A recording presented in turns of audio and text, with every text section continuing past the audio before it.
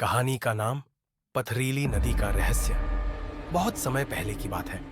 एक छोटा सा गांव था, पहाड़ों के बीच बसा हुआ, जहां सूरज देर से आता और शाम जल्दी ढल जाती थी।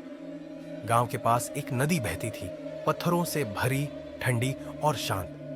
लेकिन गांव वाले उस नदी के पास नहीं जाते थे। कहते थे कि रात होते ही वहां कुछ अजीब सी आवाजें आती थी, किसी के रोने की, किसी के कदमों की। गांव के सबसे बुजुर्ग आदमी बाबा जी अक्सर कहते, वो पथरीली नदी नहीं, एक दबी हुई आत्मा है। लेकिन किसी ने कभी उसकी बातों को गंभीरता से नहीं लिया। एक दिन गांव में एक नई लड़की आई। नाम था सुहानी। वह शहर से आई थी अपने दादी के पास रहने। उसने इन कहानियों को बस अफवाह समझा और एक सुबह अकेली नदी की ओर निकल गई।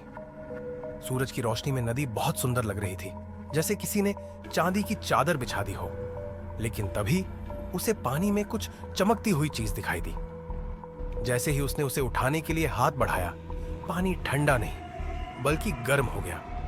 और फिर आवाज आई, वापस जा, ये मेरी जगह है। सुहानी डर के मारे पीछे हट गई।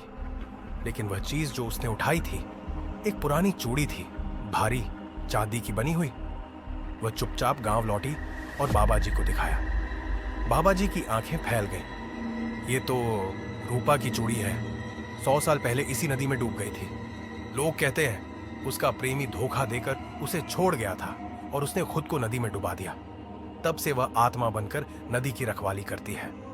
अब सुहानी के सामने दो रास्ते थे, डरकर चुप रहना या उस आत्मा से मिलकर उसकी अधूरी कहानी पूरी करना। और फिर शुरू होती है एक यात्रा, आत्मा की मुक्ति की, सच्चाई की खोज की,